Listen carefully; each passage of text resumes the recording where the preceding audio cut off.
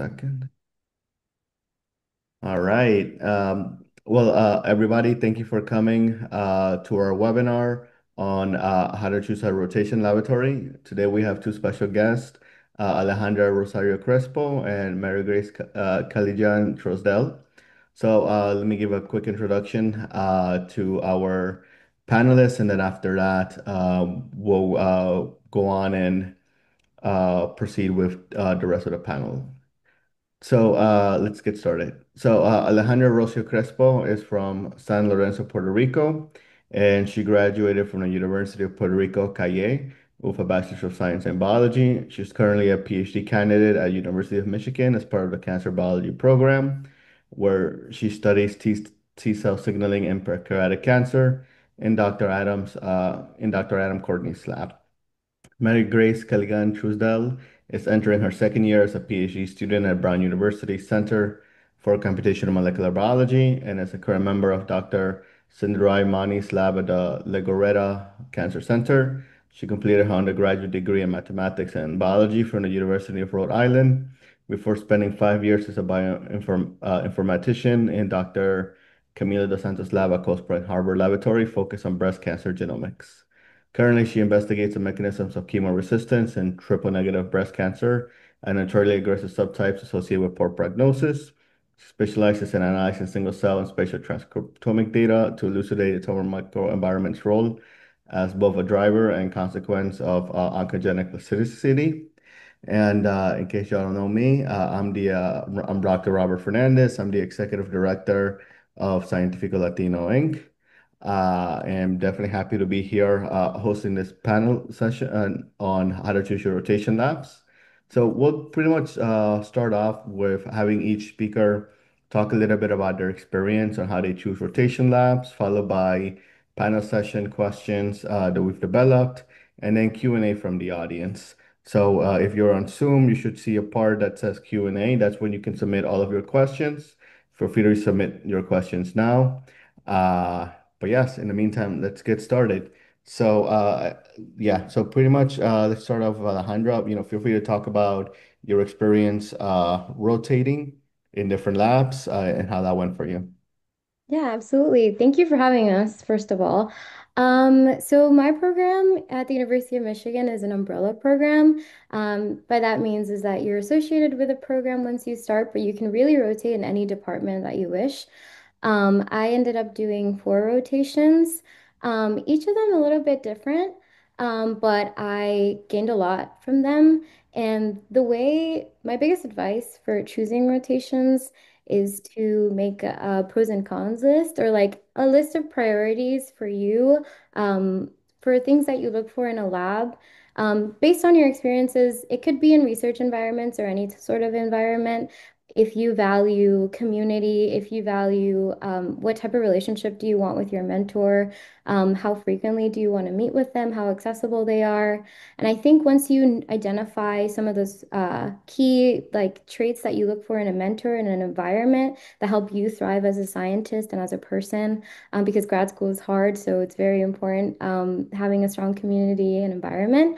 Once you identify those things, I think it's really helpful moving forward. And yeah, I did four rotations and I chose them based on my priorities. Some of them I found that were really helpful and helped me thrive. And then some of them I didn't end up loving the science or didn't really mesh well with the mentor, but there's still a bunch of ways that you can gain a lot from those, from the people you interact with and the different skills that you can even learn technically. So. Great. Thank you so much, Alejandra and Mary Grace. Feel free to talk about your experience. Yeah, great. Thanks, Robert, for putting this together. Yeah, echoing a lot of the same sentiments from Alejandra. I had two rotations and I ended up joining my second lab that I rotated in. I had known beforehand I wanted to stay in cancer. I had worked in a lab for 5 years prior, so I had a good idea of sort of what I wanted in my next lab. And the bar was pretty high, but a lot of the same things that Alejandra said. It's for me, the priority were the people, are the people in the lab. It's not just a PI centric sort of decision. It's who you can lean on and what resources this lab offers for you. Because you have to think longer term, right? You're going to be there for however many years that in your program. So in my first rotation, I wanted to sort of try out a more different uh, experience, more methods heavy, uh, and and I think one point is like you can use rotations to sort of try out a different kind of research. I mean, that's really the time to do it. And I learned pretty quickly, maybe that my first rotation wasn't for me in that way. I felt sort of like a fish out of water sometimes. And that's okay. I was able to sort of add more tools to my repertoire that I hadn't known before. And while it was, hard to learn a lot of newer things in this rotation, I think it set me up well for my second and final rotation. And so I'm really happy. And first of all, programs are different within the university across even, biology departments too. So like they all have their different requirements. And for my program specifically, you could have even had even maybe one rotation or two rotations. There weren't actually a minimum of rotations. So definitely double check those details in your program too. Great. Thank you so much, Mary Grace. And then now we're going to move on to our panel session questions and just keep the questions going in the Q&A. So the first question for our panelists, and any of you could tackle this. What do you need to consider when choosing rotation labs? And what questions do you ask PIs or lab members about making a decision on whether to rotate or not? Yeah, I can tackle this. But I think that for me, it's hard. I came straight from undergrad, and our rotations are 8 weeks long. It's a big commitment, and you have a minimum of three. So I knew for sure going in, I had to kind of establish rotations that I was interested in. A lot of people tackle it differently. You can either, some people from afar before starting set up all their three rotations, and that's totally something you could do. I did not take that approach because I think talking in person with a PI and talking to the lab members as well in person is super valuable. So I think I highly recommend that. And that goes into like what type of questions you're asking. Obviously, ask about the science. This is important because you want to see potential and like be interested in the science because long term, that's kind of what's gonna, you know, be your thesis project and things that you'll be working towards. And the mentorship is really important in the environment as well. And the types of questions that you ask in science is about your curiosity, the potential of the project. Do you think this project has the legs for 5 years? Do you think that it's innovative, it's important if it has avenues for you to be creative and use the tools that you want to use in grad school? Um, Also, with a PI, obviously ask questions about how their mentorship style is. What is their history about trainees? Because, some people have trainees that have gone to different areas. Depending on what you want to do, it's good to have a PI that is open to your career goals after grad school to work towards something and help you with development and career opportunities. And with lab members is asking them about, again, the environment, how collaborative, how big the lab is, how accessible does the PI feel, how do they work together? Do they not? Have they responded to any sort of emergency or tough situations as you have to do? I think those are great questions to ask your PI and the trainees in the lab. Yeah, just to add to that, uh, get to know, I mean, well, first just meet with the PI. I think, just shoot the email to meet with them in person. And I think you have a different experience when you meet somebody in person over having that conversation about, what you can bring to their lab and details about the rotation. And once you sort of meet with that PI, really sell yourself. But just be open, honest, and true. I mean, you want to be developing a relationship with this potential PI. Um, and you just have to be truthful to yourself and just have an open, honest conversation with them. And I think you can, go from there, the vibes, if they're more or less receptive to that. And then, you know, outside of the PI, get to know the lab members. And meaning get to know them to a level that they're comfortable telling you their truth about how they feel in the lab so that they're not sugarcoating anything to impress you or anything like that. Take them out for a coffee and really get to know them so that you can get to know if this lab will be right for you. Great. Thank you, Alejandra and Mary Grace. So the next question is what is expected as a rotation student when it comes to work-life balance, conducting experiments, how long to stay in the research laboratory while managing classes, and how do you maintain boundaries?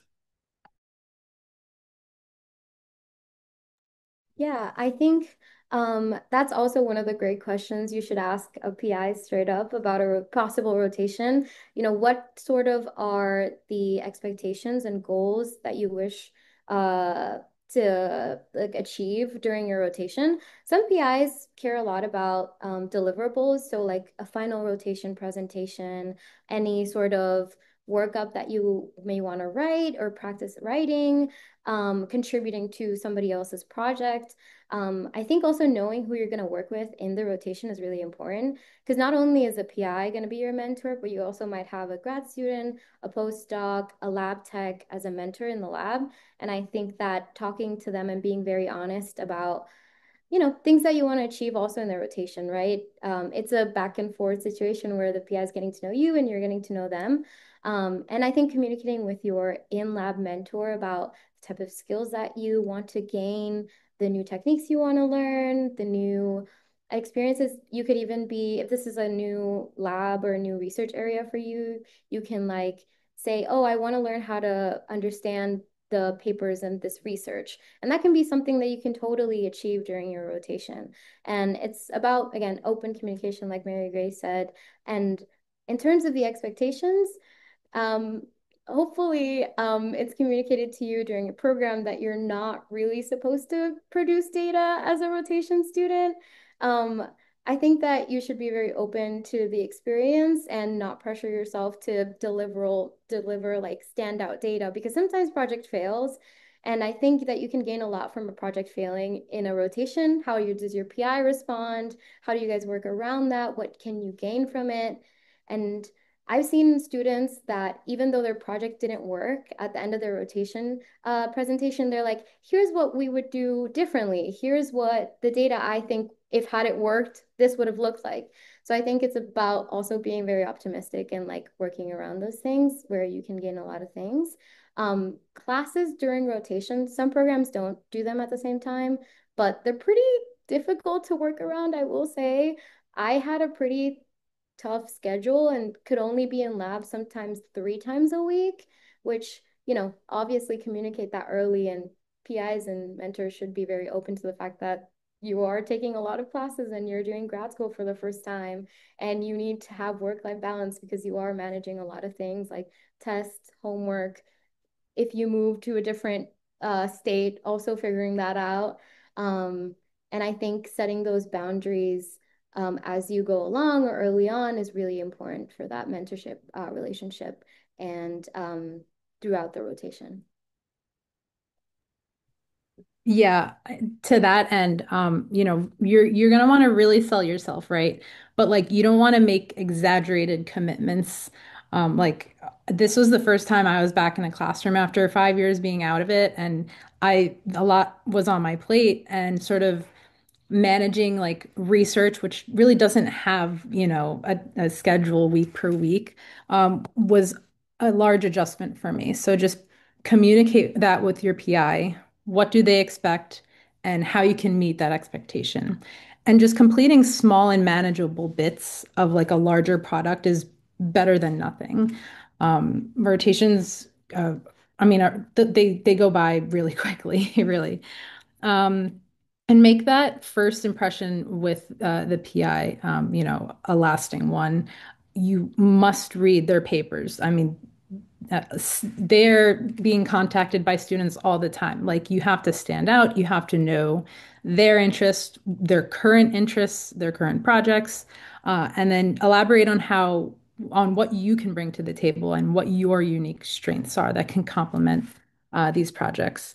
And then, yeah, about asking about mentoring style, you can ask them, for example, like what their policy I mean, well, in and out of work, but like, for example, like one important point for me was like, what's your policy if I had to take a personal leave? Like, how do you sort of help, your students work around that, and how do you work with your students? Things like that. You never know what happens outside of research and work in school, and you just want to feel supported and have those that clear communication with your PI. Because we'll just say, like, ultimately, uh, they will be funding you, at the point. So they will be spending tons of their own money to fund you, and you're sort of, going to be the spokesperson for their lab in other settings. So they're testing you out as much as you're testing them out. Exactly. And on that note, the next question is, how do you determine if a laboratory is a good fit for you long term?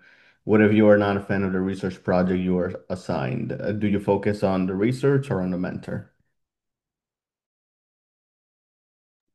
Yeah, I think that I'll echo what Marygrace said about I feel like I struggled with feeling confident in rotations because I was like, you know, grad school is like a new environment and you feel like, oh, this is tough, and you might feel like things are happening really fast and it's overwhelming.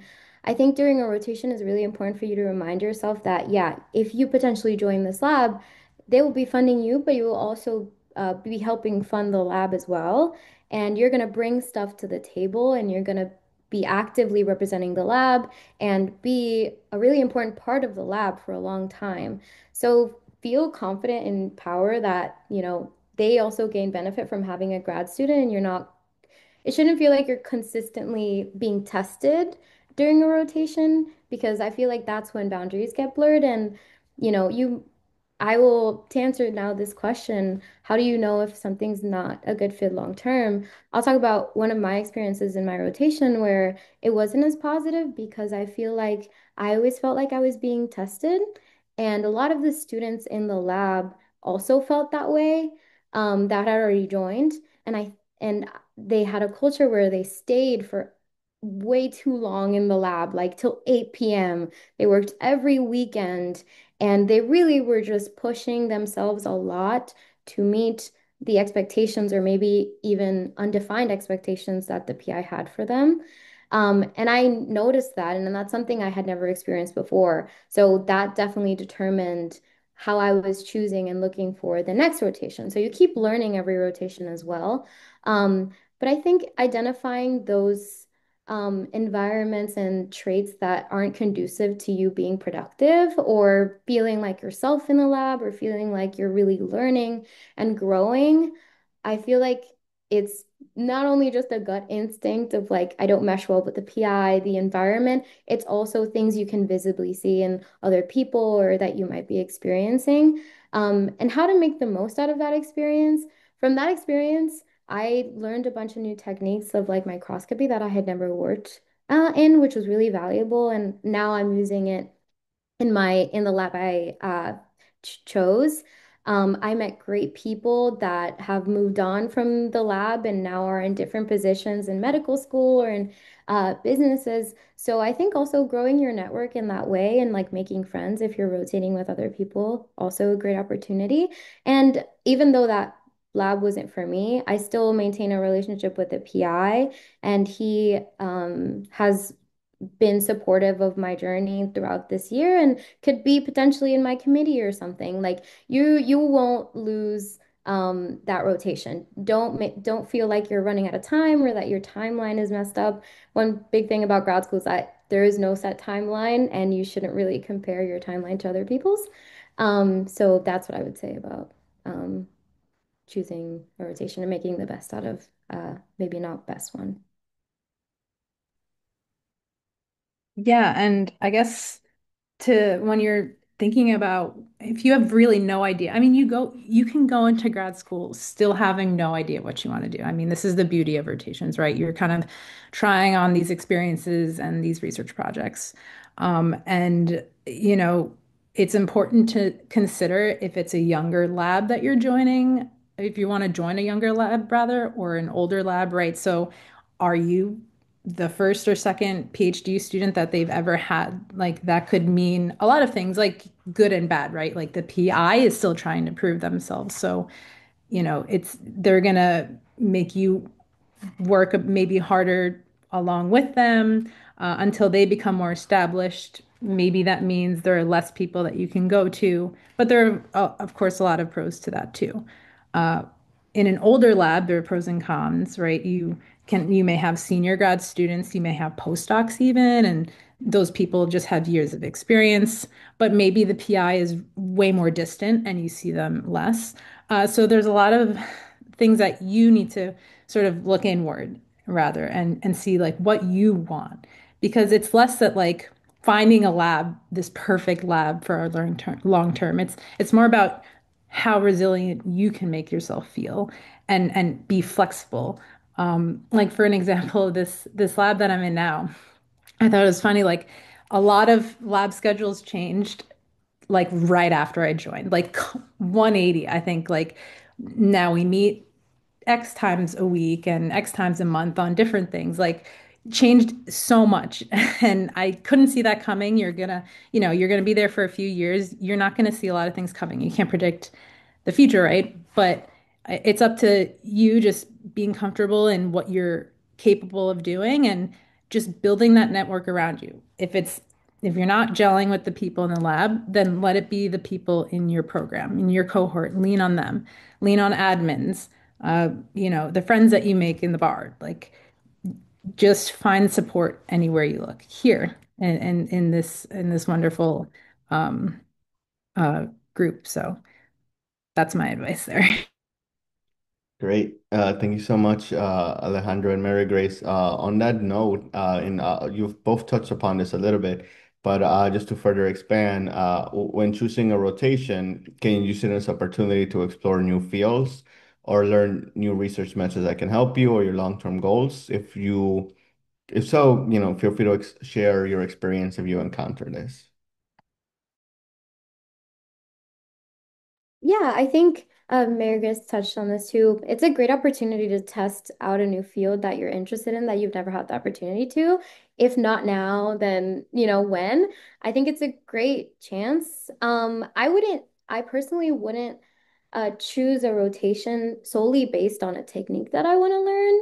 I think that choosing a rotation, there isn't really a hierarchy objectively. It's definitely up to you. But I think that take into consideration a lot of things because even if the science to you is perfect and it's exactly what you want to do, or it's exactly the te advanced technique that you want to learn, if the environment is not great, if the PI, let's say, is never there or too micromanaging, then that can really impact how interested you are in science. And that for me is my experience.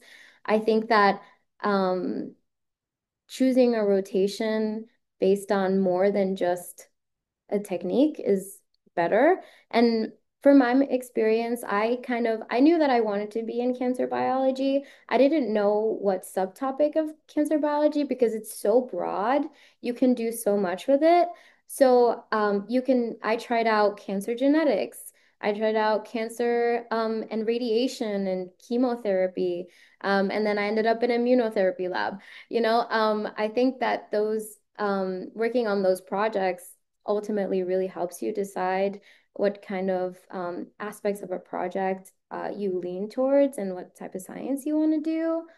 And yeah, I think again, you can gain a lot from rotations that you can use in your lab and your career overall. Yeah, and even, once you're even settled in the lab and you're thinking of your thesis proposal, and even after that, like you can still be exploring new fields in your project. I mean, maybe that's something, you bring to the table, you can bring into the lab. And yeah, I mean, and just having people who can offer those newer experiences to you. Like, I mean, I'm mostly computational, but if I wanted to do mouse work, like I could if I wanted to. And those are and I know that just because of conversations with my PI. Like he's like, try anything and everything. And I think like that's encouraging to me. And I want, you know, that's what you should be hearing from them. They want the world for you. That's the best thing. Amazing. Thank you both, Alejandra and Marygrace, for those valuable responses. Now we're gonna go into the Q&A. So let's just start off in order, and feel free to ask relevant questions as you see fit. So first off, with Sophia Vines, did you reach out to grad students in your prospective labs before applying? So feel free to answer this, whether it's before applying to grad school or before choosing a rotation. Yeah, I did before starting grad school because my program requires you to set up your first rotation as classes start. So you kind of do it offline a little bit. Um, and I met a lot of grad students through the interview weekend. I know that sometimes the interview weekends aren't in person, but if you get the opportunity to network with grad students, that's a great opportunity. Even if you just meet one, they can connect you to someone in that lab or a staff member in that lab. And I think that would be really great for you to understand what the lab is currently doing. Because sometimes these lab websites are not updated and you don't know what they're actually doing. They might have pivoted science, they might have zero grad students. You really don't know sometimes. So I think the best way is to definitely reach out to grad students. Even if you see them on LinkedIn and you're like, hey, I would love to ask about this. Or obviously in Cientifico Latino, if you find mentors that are at least at that university, they will for sure help you connect to anyone that you want to talk to. Yeah, and a good point about the websites. Like that's also a really good gauge, I'd say. Like if the lab hasn't updated the website for like obviously 10 years, like that's a red flag for me. So, keep that in mind first of all. But yeah, it's check their webpage, find some emails, and you'll find that a lot more people are willing to help than you think. Great. Moving on to the next question. What are red flags to look out for in lab rotations? Yeah, I think that's very case by case. Um, and I want to emphasize, like, they will never be a perfect lab for you. Like in your dream life, I don't think there's like a perfect mentor or a perfect lab. There's an environment where you see potential and a PI that is willing to adapt and grow with you and really learn from each other. I think some red flags for me have been, like I mentioned, like really intense work hour expectations or like not really prioritizing or emphasizing the priority that there should be on work-life balance and taking care of yourself in order to be productive in the lab. I think also PIs that um, don't have an interest in your career and what you want to do or aren't open to you being outside of academia. I have heard of PIs that only really think about students that want to stay in academia. So I think that that would be a little bit unreasonable. Yeah, these are just some that I can come up with at the top of my head, but it really is a case by case basis. I'll just add, pay close attention, especially to how like lab members give criticisms to each other. So it's not just like the PI giving criticism, but uh, is this an environment that it's right? Like criticism should be welcome in science. Like you have to go and present your work and it's a debate. But I think there's a fine line and I think you need to gauge that for yourself if this is like is this a place where you can feel comfortable standing in front of these people talking about your research and not feel horribly discouraged from it after. Um, and then for me, really like a social life outside of work. Like, can I hang out with these people outside of work? Like, uh, are people willing to do that? That was really important to me, and I think that's okay that it's important for you. Like, I know several people in other labs where they don't talk at all, and maybe that's their thing, but like I certainly wouldn't feel comfortable being in a lab for that long if, we aren't talking to each other. Because, I mean, that really helps the science that you do, that you can talk to the person next to you and have an open and honest conversation about certain things. Like that is just the most important thing for me to be able to have this open communication. So that's a red flag to me if you don't see people really talking to each other. Um, Great. And then the next two are two questions on a similar note. What's a good email when I'm assuming when reaching out to prospective PIs?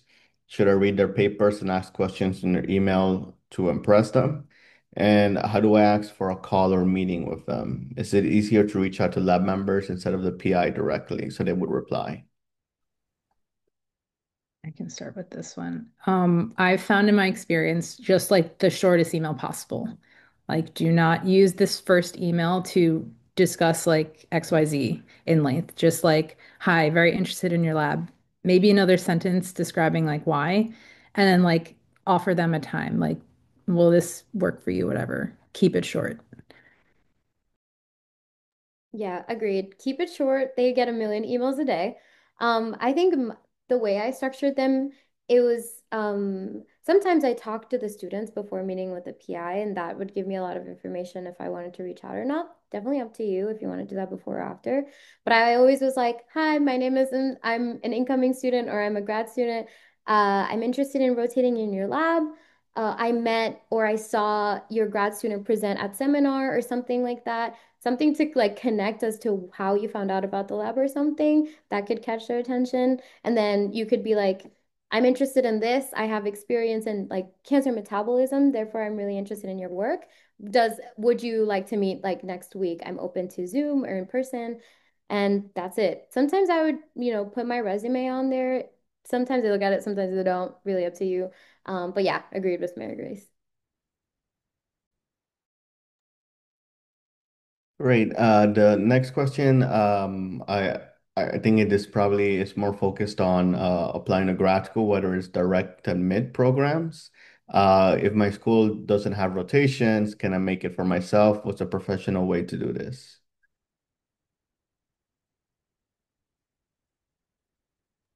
I'm not really sure about programs that don't have rotations that are direct admin. Mhm. Um, I think I would talk to the admin people and see if it's common for students to at least meet with other PIs you might be interested in. Whether or not they let you rotate depends on them, but maybe you could, I know programs that have really, really short rotations, like a program here in like biomedical engineering, they have like a week rotation or something like that, where it's like very short and fast paced, but it could give you an idea pretty early on of what you want to do. So yeah, I would just talk to the administrative people in the program. And to the point of can I make it for myself? If you are allowed, I mean, maybe it's not a legitimate rotation, but uh sometimes like labs would love extra hands for, you can ask for some sort of internship or some like informal way of getting research experience with them. It doesn't hurt to ask. And then just to add on that, I think it also depends on your field. There are some fields in the biological sciences that rotations are common when entering grad school, while if you're applying, let's say, to psychology programs or ecology and molecular biology, those don't have rotations. Rather, the way it's funded is a PI pays for you as a student, and that's why it's direct admit because that PI is paying for you as a student. But moving on to Nikhil's question, I have just joined my PhD program. I'm interested in cancer biology and I have 3 years of experience in it, but there are not many cancer labs in the open lab list. How do I tackle this situation? Yeah, I think I experienced a little bit of this because I wanted to like explore specific subtopics of cancer. Again, on the website, sometimes they're not updated, and a lot of people that might be a micro lab or an immuno lab eventually might tackle cancer, and maybe they're just having a startup program that now is like evolving towards cancer. I would still, if you see a lab that's like, I don't know, disease driven or mechanism driven, you could always meet with them and be like, would you be open to exploring like cancer as a disease, as a way to study maybe like signaling pathways, if it's like a signaling lab. If it's like a virology lab, you could study cancer viruses. Like um, there's still labs that are in different fields that are open to the idea of exploring cancer models and cancer as a disease. So I would reach out. Yeah, and if not like explicitly in that lab that you're in, like I would think that PIs are open to the thought of like collaborating with other PIs at other institutions. Like I've sort of kept projects from my prior role going. Even if you like sign up for a cancer conference on cancer and you meet people there and like build those connections, and then you can come to your PI and talk about a project that involves these collaborators elsewhere. Maybe they'd be open to it in that sense. Great. And we have a question from the chat. How can you make a decision on a lab based on first impressions or a short amount of time knowing them? Sometimes it takes time for me to realize that I may not be the right fit for a work environment and vice versa.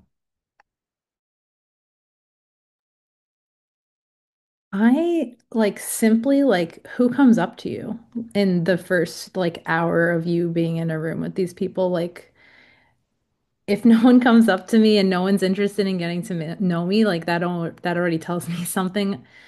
Um, yeah, that would be my advice. Yeah, I think based on first impressions, I feel the same. Like it takes me a while to understand the types of behaviors I'm seeing in the lab or experiencing, like who's coming up to me, how is the PI communicating with me, how flexible he is. I think other rotations helped me realized what the other one was doing. Like obviously comparing, they're not straightforward. Like in the end, I was in between two labs and they were drastically different. Not just in science, I liked both topics, but the environment was one was bigger and less people were collaborative because everyone was really busy. But if you advocate for yourself, then they would have helped you. In the other lab I ended up joining, they're extremely collaborative and super, um, we constantly have discussions about what we're doing and speaking things out loud sometimes makes you realize a lot of the things that are happening and what you want to do. I think talking to other people outside, so other grad students, if you have peer mentors or anything, talking out loud about your experience helps you realize things that you do like and you don't like. I think talking it with people outside really, really helps you identify those things. So that'd be my advice. And I'll just add something too. I mean, it doesn't always have to be about science. You don't have to like click with somebody about science immediately. Like just ask hobbies or something. Like connect on some other level. You're just shooting the breeze. You're just getting to know these people like you are in any other, environment. So just, don't stress, just get to know them and shoot the breeze. Great. Our next 2 questions are quite similar, so I'll ask them together. What's a professional way to leave a lab if it's not the right fit? And after your rotation, how did you keep in touch with the faculty whose lab you did not end up joining to keep that connection going? Yeah, I think the professional way to leave a lab, um, I've had friends and colleagues that have left a rotation earlier than what it's supposed to be, just because they knew instantly that it was not the environment for them. Which I think there's a lot of power to that because that means you're still getting to know yourself and like how you react in those environments. And I think that's really, really a good opportunity to keep learning about yourself. And that this is where the program admin really matters. I know for me, a big factor in deciding what grad school I wanted and program I wanted to join was the support the administration gave to you, not just in the department, but like wide. University of Michigan is a really big school, but we have very tailored teams to us. We have like a grad student psychologist just for our group and stuff like that. And I knew that was like the type of a support that I wanted. So I think definitely find the people that can help you through this and be honest. You can even meet with other PIs and be like, hey, I'm thinking about leaving this rotation because these are some of the characteristics that I identified that I don't feel comfortable in or I don't feel like I'm meshing and I want to explore a different rotation. I think those people really help you organize your thoughts and make a plan to what rotation you want to do next. And you can stay in touch with that PI at the whatever level you want. If you never want to see them again, that can also happen.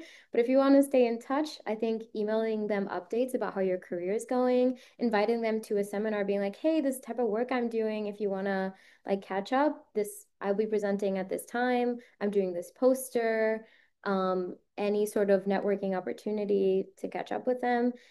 If you are leaving a lab after you joined it, there's also people that do that, and that's pretty normal, unfortunately.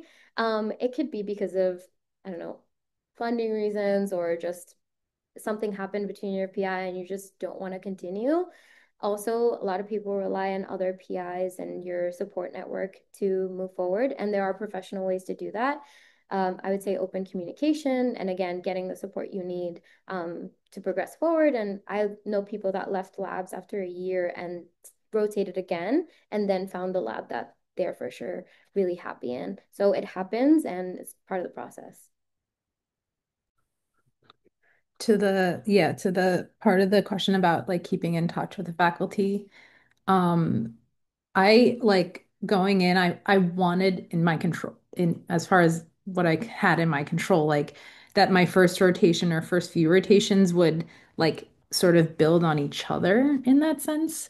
And it did turn out that way. And it was really great because like this, whatever I learned in my first rotation, I was able to like use in my second. And I was able to then, present that work at a conference and I had the name of the first PI's, their name on that manuscript. And then, because I've kind of built that connection, I was able to then ask them to join my committee. And so that sort of guarantees that they are really up to date on my work. Because I felt that connection was super valuable. Um, so you can go into rotations thinking that way too, like where it's, very planned out or more exploratory. It's up to you how you see it. Great. And I think these might be our final two questions. When doing your rotations, was there any ever times when you worked closely alongside other grad students throughout the rotation?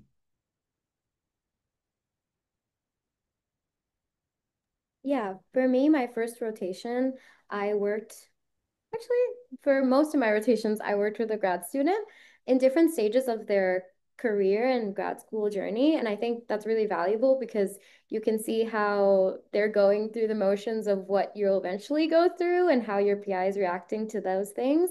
Like I rotated with a second year who was basically just starting, and I saw her helped her and saw her kick her project up and prepare for prelims and how the PI was helping, which is a huge part also about their role as a PI, helping you build a project.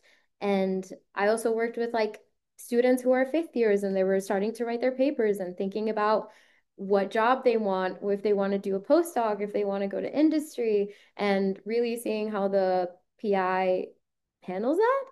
And I also think I you can also gain a lot of skills and like see how a grad student that's made it to fifth year and is successful and all these things, what types of skills do you think you could learn to help yourself and like, keep progressing and going as a grad student? Like I had a grad student that had journal club with her cohort and like kept reading for fun and like learning new things. Um, Also see like the work-life balance.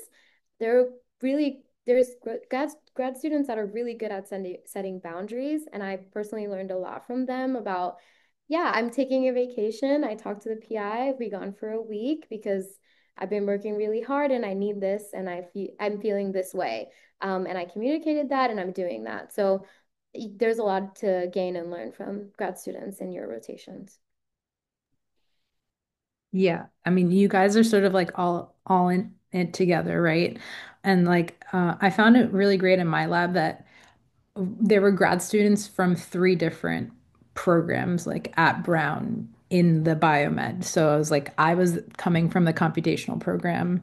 There was a couple students from just the molecular cell and biology, and then there were some even like pathobiology students. So it was great in that sense, like there was no other real forum that I felt the university brought all these programs together when there should be, but I got to learn a lot more about their programs and then get to know the people in their networks and maybe what lectures and seminars are going on in their associated departments. So that connected me with a larger part of the university that I didn't have before. So yeah, absolutely. I mean, you guys are going to be all in it together, all the grad students.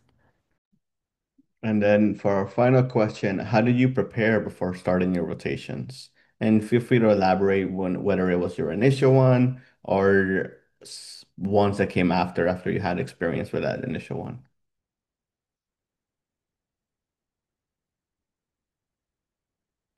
Yeah, I think preparing for rotations, I think for my first one, I had no idea. Because I was told to obviously you look into the type of research that your PI that the PI that you're coming into rotation does. Like Mary Grace said, definitely like read their papers, see what they've been up to recently. Really try to understand if there's any background that you think you could help yourself by researching. I know I've read a lot of reviews to help me come into maybe a new field that you're about to explore. I think those are really helpful. Even there's great websites where they have like video tutorials of certain techniques. I think I found those really helpful too. If I've never done like genotyping, that's something you can definitely look up and try to understand that technique before you go in and try it out in person. That could like help you understand the why and of different steps because sometimes you get handed a protocol and you're like, okay, I'm gonna start doing this now.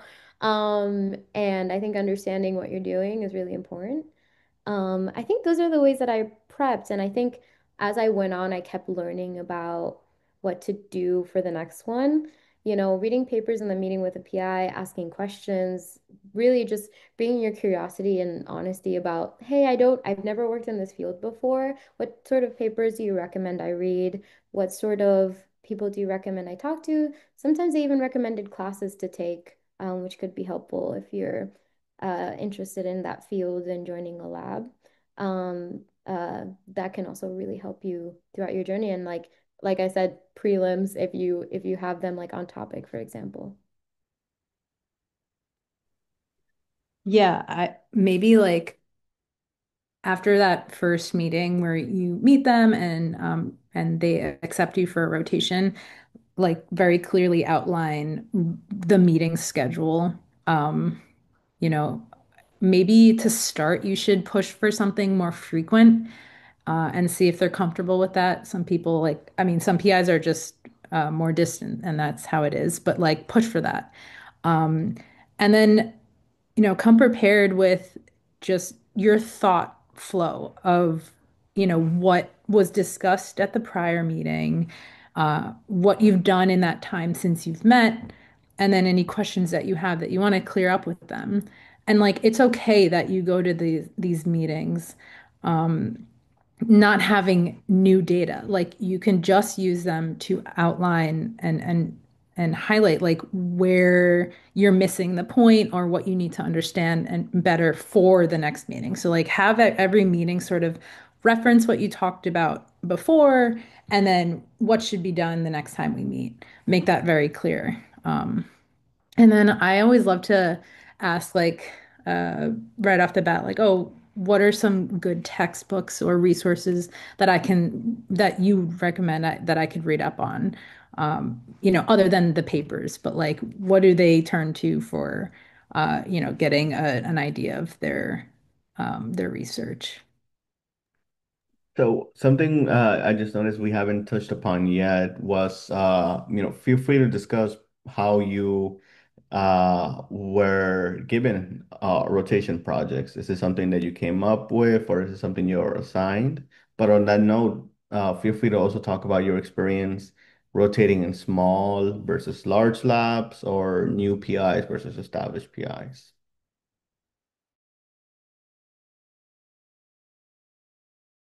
Yeah, I think that one of the things I also wanted to mention about the previous question is that you should be very open to admitting when you don't know anything.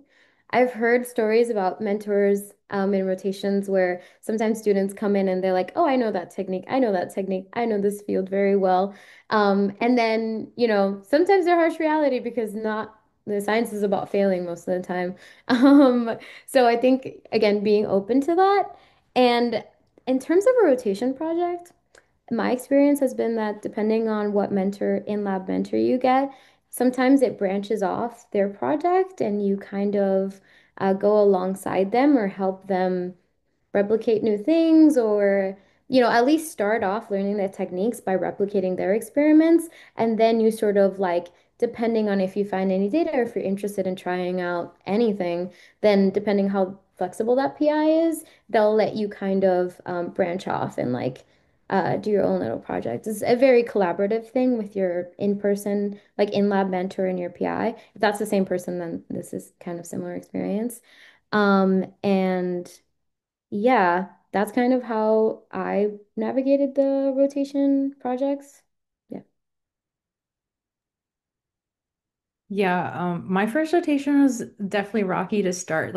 She kind of outlined two major projects, like, that would help her research. And, she was a newer PI. I mean, she had only joined like a year and a half, under 2 years. So, um, and I just ended up like flip-flopping like two or three different times. It was like absurd.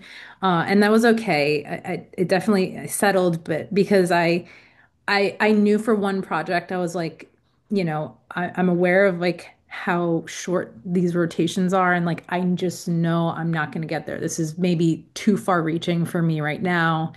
Um, and that was okay. So I went with something that I was more familiar with, but I ended up really like continuing that project forward. So it's just sitting with yourself and what you're interested and passionate in. Like they have their dreams, right? Like their dream projects, but uh, yeah, this is like your student experience, your research experience. So you have to be thinking about, what's next on your plate, right? Like your thesis proposal and all that stuff. And then, oh, go ahead. Oh, yeah. Sorry. To the second part of your question that I forgot about like big versus small labs. I rotated in both, and I feel like the main differences from my experiences, sometimes bigger labs run at a frequency um, usually in my experience because the PI is maybe less hands-on. So bigger labs, they have maybe a lot of postdocs, maybe a lot of grad students, a lot of lab techs. To run a big lab, you kind of need a lot of students and people that work there. Um, and so I think when you're working in a big lab, it's really important to think about how accessible people are to help you usually my experience is it's a lot about having to advocate for yourself. And I think that's a valuable lesson throughout all grad school. But, you know, if you advocate for yourself, if is your PI there? Is he responsive? Would he be responsive to meeting more frequently based on what you need? I think I had an experience like that where one of my rotations, the PI was an MD PhD, and I think naturally sometimes they have less availability if they're also working in a clinic. And what I really appreciate about that PI is that he was very upfront about that and being like, my gauge right now about my bandwidth right now is pretty stretched out. I'm available to you as you need me, but sometimes I won't be.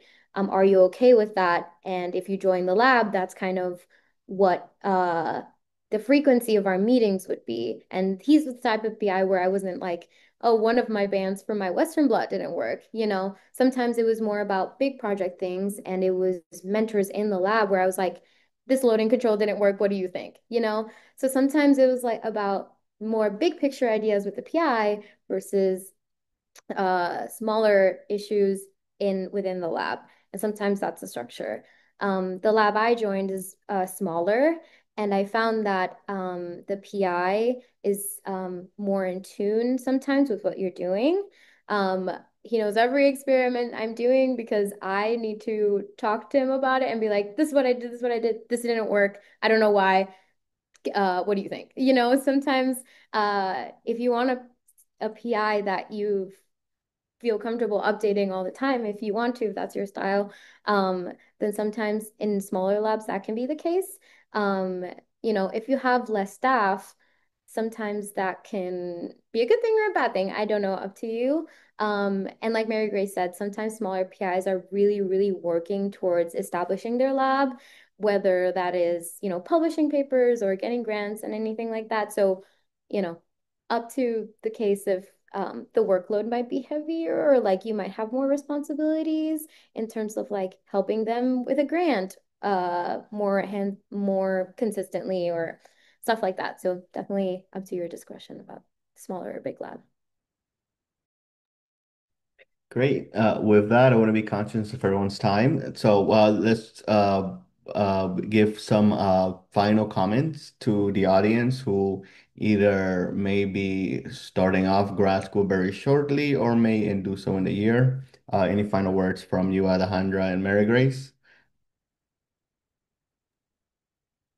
Well, best of luck. And I'm reachable on LinkedIn, and I'm always happy to answer any other questions and connect with you there. Lean on your networks and just like go in, just knowing you're going to have the start of the best amount of X amount of years within your program. Like it's going to be a lot, but it's going to be wonderful and it's all going to go so fast. So really enjoy, and there's help anywhere you turn. Yeah, definitely to echo that. Trust yourself in the process. Trust the process that you are meant to be there and that you have worked really hard to get there, one, and that every downside is a lesson and you keep growing, even sometimes when you don't realize it. And yeah, just like be very resilient, be open, create that network and support system because I feel like it's really important. I know through my experience with Cientifico Latino, I've been able to rely on a lot of people there outside of my university.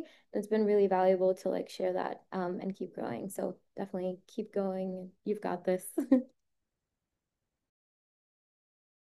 Great. Well, once again, Alejandro and Mary Grace, thank you so much for being panelists for this webinar on how to choose a rotation. This webinar is recorded and will be uploaded on our YouTube channel. Thank you both so much. Have a great evening, everybody. Thank you. Cheers. Bye. Bye.